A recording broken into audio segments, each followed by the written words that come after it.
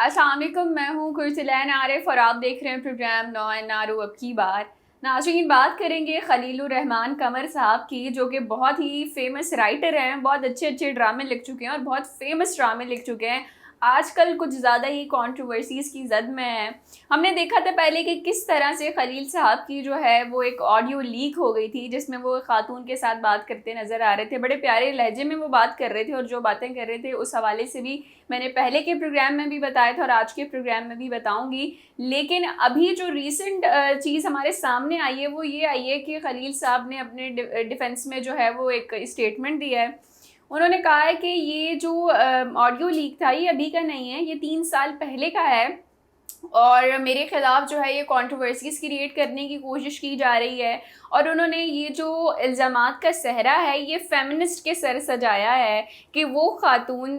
या वो ख़वातीन जो फ़ेमिनिस्ट हैं वो क्योंकि मेरे ख़िलाफ़ हो गई हैं, वो प्लांटेड प्रोग्राम्स करती हैं जहाँ वो मुझसे बदतमीज़ी करती हैं, किसी भी ख़ातून को ले आती हैं और फिर मैं बिगड़ जाता हूँ और फिर वो जो है कंट्रोवर्सीज़ क्रिएट की जाती हैं और ये ऑडियो लीक भी जो है ये उसी की वजह से है। फिर दूसरी चीज़ उन्होंने ये भी बताई कि मैं क्योंकि किसी भी पॉलिटिकल पार्टी को सपोर्ट नहीं करता है, सियासत में जाना मुझे पसंद नहीं है, लेकिन अब क्योंकि मैं पीटीआई के साथ हूँ, इमरान खान के साथ मेरी बहुत सारी तस्वीर जो है वो वायरल हुई हैं सोशल मीडिया पर, तो उन वजूहात से भी जो है वो मुझे कंट्रोवर्सीज़ की जद में रहना पड़ रहा है और इस तरह से मुझ पर बातें की जा रही हैं। अच्छा, यहाँ नाज़रीन मैं आपको बताती चलूँ कि जो ऑडियो लीक हुई थी बेसिकली उसमें ये था कि खलील साहब जो है वो एक ख़ातून से बात करते हुए नज़र आ रहे थे। अच्छा, वो ख़ातून भी जो है वो मैरिड थी और खलील साहब तो हैं ही। अच्छा, फिर वहाँ हमने देखा कि किस तरह से वो ख़ातून जो है खलील साहब के से मिलने के लिए आ रही थी, लेकिन क्यों ना आ सकी क्योंकि उस औरत का जो शौहर था वो घर आ गया और वो कहने लगा कि ठीक है मैं भी तुम्हारे साथ जाऊँगा। तो इसमें वो ख़ातून कहती हैं कि मैंने अपने शौहर को कह दिया कि मैं तुमसे नाराज़ हूँ और मैं तुम्हारे साथ नहीं जाऊँगी और ये तमाम तर चीज़ें जो है वो चल रही थी। फिर खलील साहब उनको कहते हैं कि कोई बात नहीं है शोना, और ये चीज़ें जो होती हैं कि तुम जो है वो आराम से आना, जब जो है वो रिलैक्स फ़ील करो तो तब आना। ये तमाम तर गुफ्तगू जो है कन्वर्सेशन उस ऑडियो कॉल में सुनी जा सकती है। फिर खलील साहब अब जो है बजाय ये कि वो कंडेम करें या कुछ इस तरह से करें कि नहीं करनी चाहिए थी या मैंने नहीं किया, उन्होंने ये कहा कि ये ऑडियो जो है वो अभी का नहीं है, 3 साल पहले का है और ये लीक भी जो है ये प्लांटेड सब कुछ करके वो लीक करवाया गया है। और इसके अलावा जो है मुझे 3 साल पहले इतनी कॉल्स आती थी, ख़वातीन से बात करता था, ना सिर्फ मैरिड बल्कि अनमैरिड ख़वातीन भी मेरे पास आती हैं। तो उसका ये कतई मतलब नहीं है कि आप जो है मुझे किसी से वो कर दें, एंगेज कर दें या फिर ये कहें कि ये इसके साथ जो है वो अफेयर चल रहा है। तो ये तमाम तर चीज़ें जो है वो खलील साहब ने अपने डिफेंस में कही हैं। लेकिन उससे पहले हम देखें कि खलील साहब का जो बैकग्राउंड है वो किस तरह का रहा है, कि बड़ा उनको कहा जाता है कि मिसोजिनिस्टिक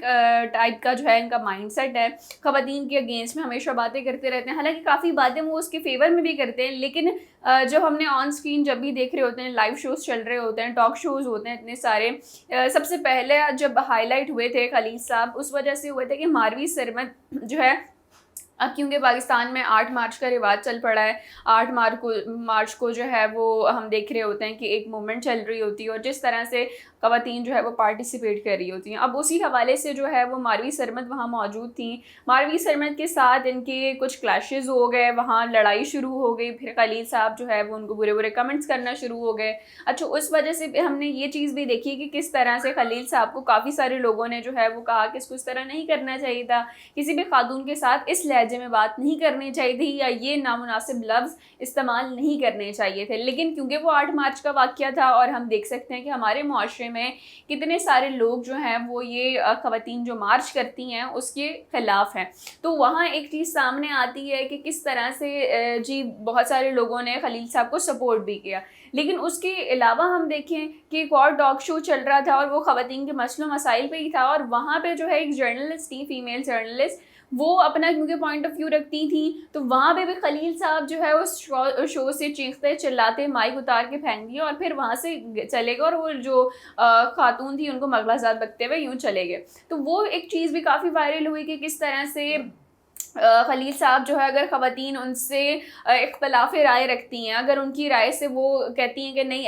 ऐसा होना चाहिए, तो वहाँ खलील साहब जो है बहुत ज़्यादा गुस्सा हो जाते हैं और बहुत सारी बातें जो है वो ख़वातीन को सुनाते हैं और चले जाते हैं। तो ये तमाम तर चीज़ें जो है वो काफ़ी सोशल मीडिया पे हाईलाइट हो रही थी। अब यहाँ जो नई स्टेटमेंट आई है इनकी, और उन्होंने इस पूरी स्टेटमेंट में कहीं भी ये डिनाई नहीं किया कि ये कॉल उनकी नहीं थी। उन्होंने एक जगह ये तो कहा ये कॉल फेक थी, ऑडियो कॉल, लेकिन उन्होंने जब उनसे पूछा गया कि क्या ये आवाज़ आपकी नहीं है, तो उन्होंने कहा बिल्कुल मेरी है। उनसे जब पूछा गया कि अच्छा वो जो सामने वाली खातून थी वो कौन थी, तो उन्होंने कहा कि ये 3 साल पहले की है, तो मुझे नहीं याद कि वो कौन खातून थी, आदमी था या जो भी था। तो यहाँ हमने देखा कि किसी भी सूरत में खलील साहब ने ये नहीं कहा कि मैंने बात नहीं की या मैं बात नहीं करता, और उन्होंने ये कहा कि मैं जो हूँ बहुत ज़्यादा मैं नरम गोशा रखता हूँ हर किसी के लिए,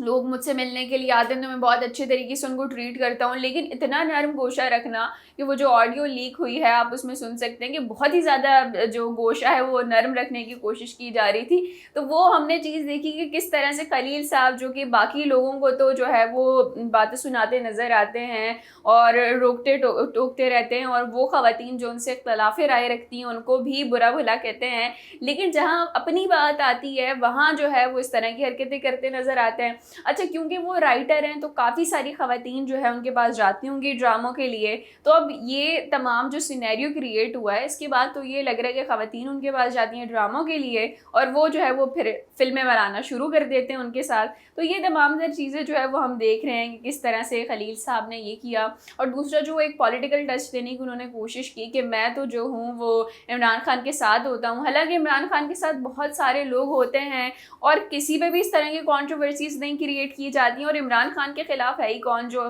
जिस तरह से उन्होंने ये चीज़ें कनेक्ट करने की कोशिश की है। नाज़रीन आप ये देखें कि क्योंकि इमरान खान के भी 1-2 बयानात इस तरह के थे कि लोगों ने उनके अगेंस्ट में बात की कि फ़ेमिनिस्ट जो हैं वो बड़ी अगेंस्ट थी कि इस तरह से नहीं इमरान खान साहब को बात करनी चाहिए थी। खलील साहब ने भी जो है बिल्कुल उसी को वो करते हुए लिंक कर दिया कि मैं क्योंकि पीटीआई में को सपोर्ट करता हूँ, इमरान खान के साथ मेरी पिक्चर्स हैं, तो इस वजह से जो है मुझे तनकीद का निशाना बनाया जा रहा है। इसके अलावा ये जो प्रोग्राम्स में बहस करके चले जाते हैं तो इसको भी इन्होंने कहा कि ये प्लांटेड प्रोग्राम्स होते हैं, मुझे बुलाया जाता है और मेरे मुँह से ये बातें जो है निकलवाई जाती हैं। तो ये भी मुझे बड़ा अजीब लगा कि माना कि वो राइटर हैं लेकिन जो चीज़ें रियलिटी में हो रही हैं उनको वो भी ऐसा लग रहा होता है कि शायद एक कहानी चल रही है और ये कहानी भी वैसी ही चल रही है उनके मुताबिक जिस तरह से वो सोच के बैठे हैं। तो ये वाली जो चीज़ है ये नहीं होनी चाहिए। खलील साहब जो कि वैसे बहुत अच्छे ड्रामाज लिखते हैं, लोग तनकीद भी करते हैं, काफ़ी सारी चीज़ें हैं, लेकिन अगर वो ये कहते हैं कि ख़वातीन बापर्दा रहें और ख़वातीन के लिए उन्होंने एक रूल जो है वो सेट कर दिया है तो उसी पे उनको ख़ुद भी अमल करना चाहिए, बजाय ये कि वो जो है कुछ और चीज़ें जो है करने में निकल जाते हैं। तो ये तमाम तर तफसीलात जो थी हमने आपके सामने रखी आज के प्रोग्राम में कि किस तरह कंट्रोवर्सी क्रिएट हुई। उसके बाद जो है वो खलील साहब ने ये स्टेटमेंट दी और ये जवाबात दिए। तो अब देखना ये है कि मज़ीद क्या कुछ देखने को मिलेगा। इस किस्म की ऑडियो या वीडियो हम देखते हैं कि आए दिन सोशल मीडिया पे लीक होती रहती हैं, कितनी हकीकत होती है कितनी नहीं, तो वो तमाम तफसीलात आपके सामने रखेंगे। नाज़रीन ये था हमारा आज का प्रोग्राम, फिर हाजिर होंगे नए मौजू के साथ, तब तक के लिए इजाज़त दीजिए। अल्लाह निगहबान।